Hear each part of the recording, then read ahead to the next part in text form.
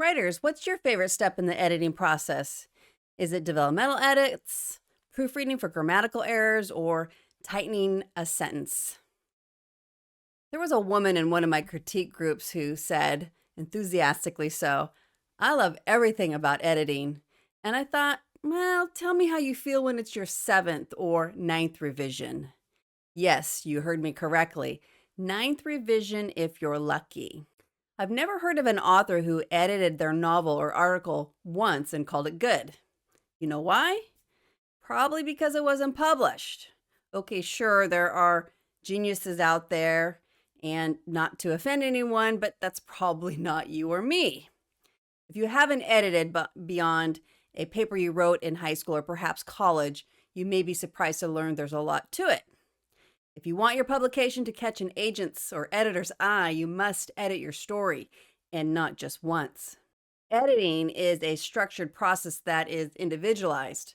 The order of the steps can vary, but the steps remain the same.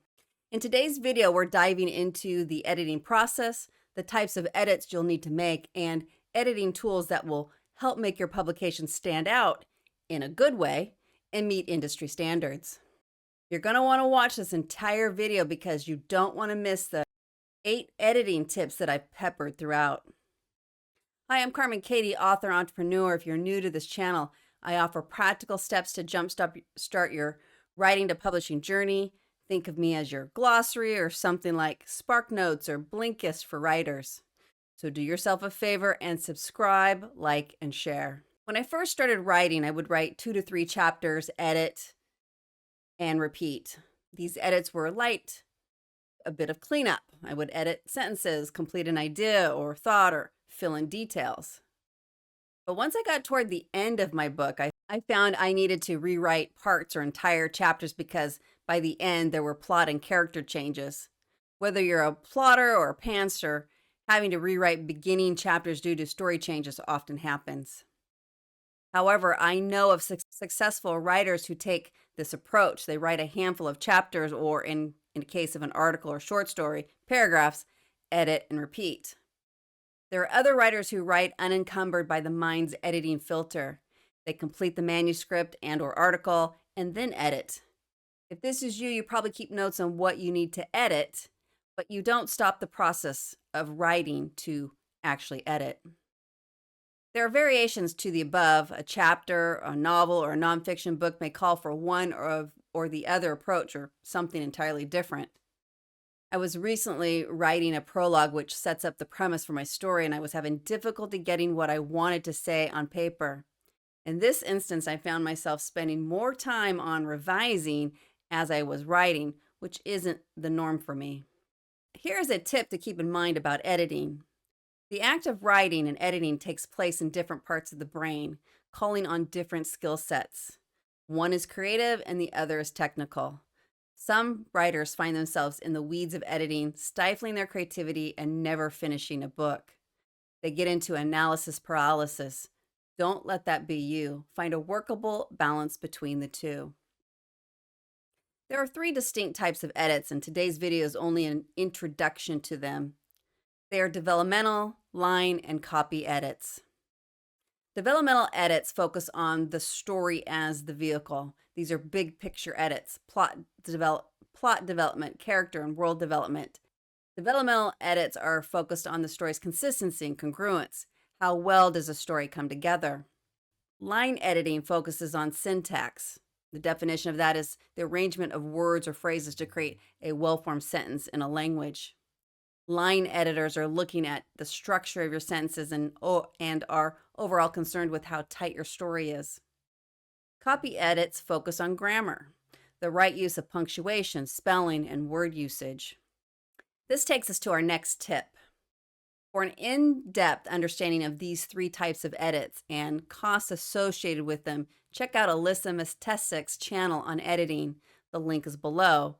Or take a look at a blog written by Jane Friedman on the difference between these 3 types of edits. I've included that link as well. Let's revisit my first book and editing experience.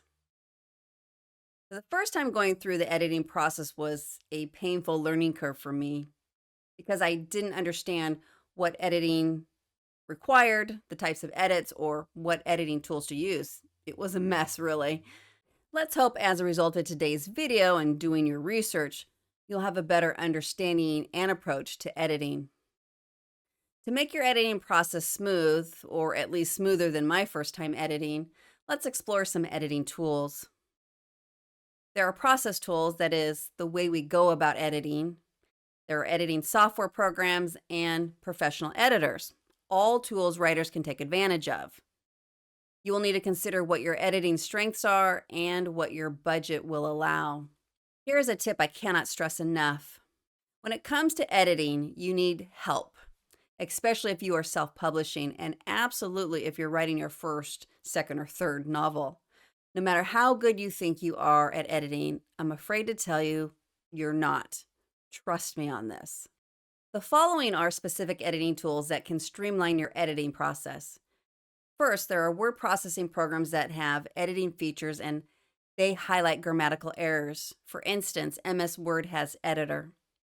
Second, there are editing programs, many with free features, that not only identify spelling and punctuation errors, but other important grammatical errors.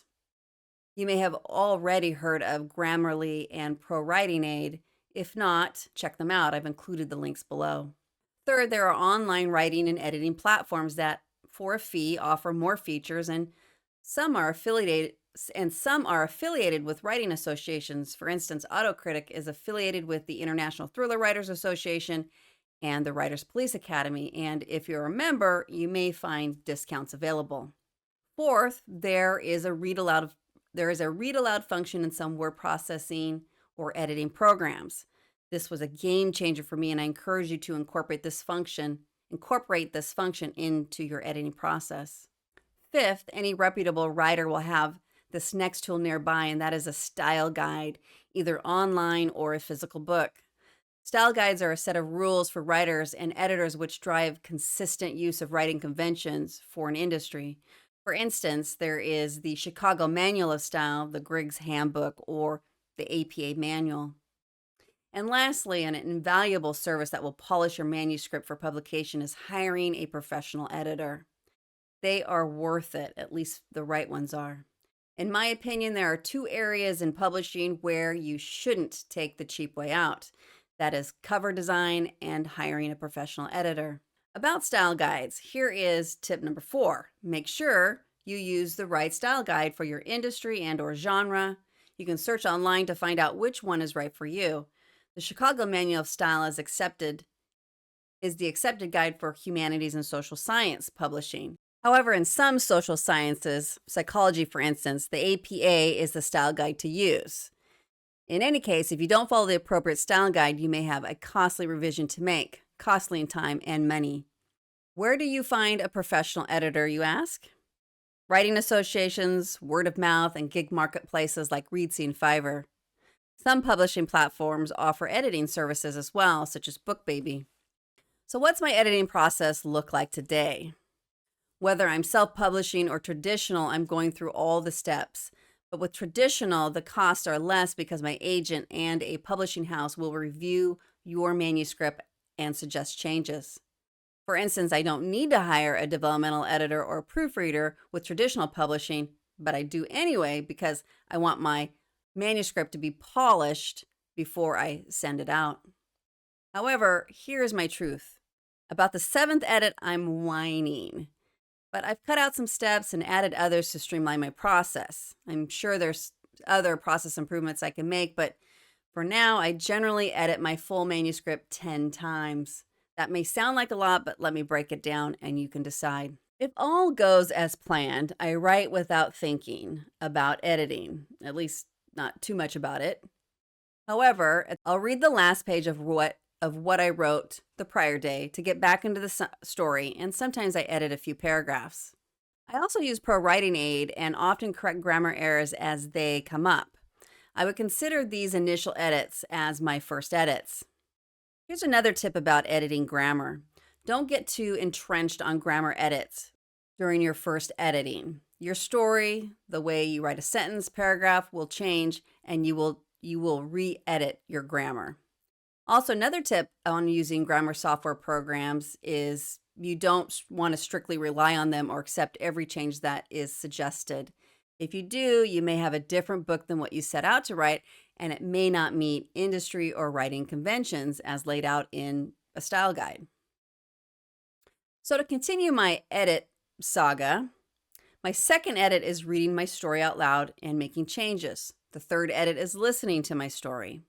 And in both my second and third edit, I'm making line and developmental changes. My fourth edit is a grammar check, and I use Pro Writing Aid. There's a free version, but I use the paid subscription version. My fifth edit is handing it off to a developmental editor. The sixth edit, I hand it off to a line editor. This is generally the most expensive of the three. I'm fortunate my mother is a journalist, and sometimes I can talk her into doing some line edits. Seventh edit is handing it off to a proofreader. This is a professional, someone who has experience with writing, grammar, and understanding of writing conventions. The eighth edit I make is based on the feedback I receive from my beta readers. The ninth edit is a proofread again. And the 10th and final pass-through is another grammar check using Pro Writing Aid.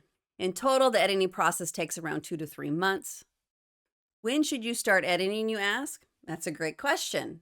And here's another important tip.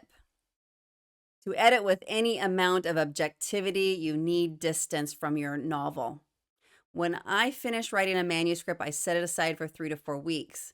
In the meantime, I work on something else, like a new story. If you're writing an article and time allows, perhaps a day or two is enough time away.